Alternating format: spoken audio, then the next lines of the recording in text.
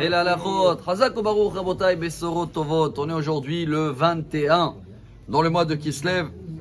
Et on a une paracha qu'elle porte le nom où tout le monde y cherche à avoir, je ne sais pas si en français ça se dit, la sérénité, tranquillité, vayeshev. On dit en hébreu quelqu'un qui est posé, c'est quelqu'un qui est meyushav.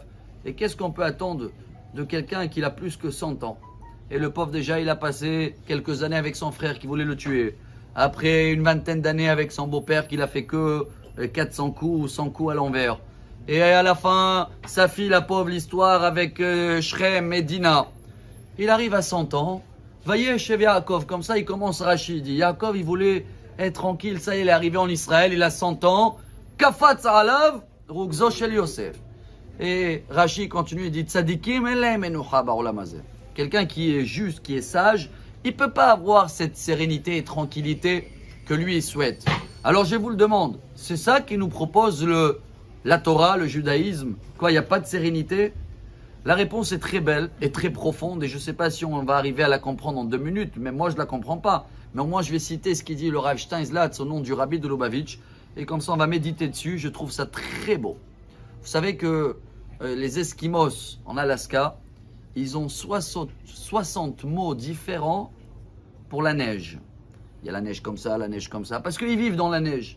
Comme ils vivent dans la neige, ils savent les différences de tous les neiges qu'il peut avoir. Nous, en Israël, on dit la neige peut-être une fois par an, il y en a. Mais vous savez que nous sommes le seul peuple où on a des dizaines de mots pour dire question. Kushia, Sheila, Baya, Ibai, Teima, Imtirtselomar. Des dizaines de mots pour citer des problèmes, parce qu'on est un peuple de questions. On a toujours des autres questions. Et toute notre vie, et voilà ce que la Torah, elle propose, chers amis. Parce qu'aujourd'hui, le monde entier cherche, certains chez des psychologues, des autres ils ont besoin de l'alcool ou de la drogue. Pourquoi ça?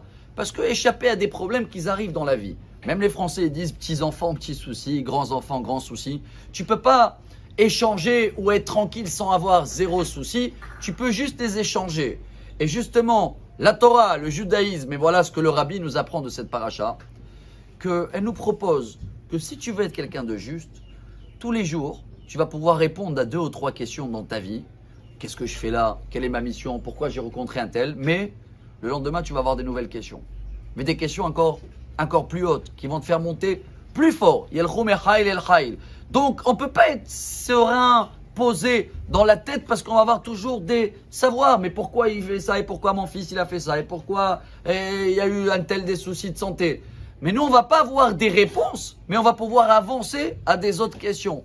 Et le fait que la Torah nous apprend ça, chers amis, c'est ça ce que Dieu demande de nous. De savoir que quand tu cherches à aider les autres ou à être à l'écoute à des problèmes des autres, ça c'est la vraie mission qu'on a ici sur Terre. Alors oui, la sérénité n'existe pas, mais les échappatoires qui existent aujourd'hui dans le monde entier, ils ne sont pas là pour régler les problèmes, ils sont là que pour se sauver. À la fin, ils vont revenir. La Torah nous dit, face à les problèmes, vois, essaye de comprendre le message de Dieu. Ah, demain, tu vas avoir des nouvelles questions. Mazal Tov, ça veut dire que tu es monté encore en étape. Et j'espère que Bezrat Hashem, on va voir quand même tout ce qui est côté de santé, parnassa, machin, tranquille. Et des autres questions dans la vie, pourquoi on est là? C'est la plus belle question de la vie. Et à nous de chercher des réponses tous les jours. Mais Sorotovot, Amar Rabbi Elazar,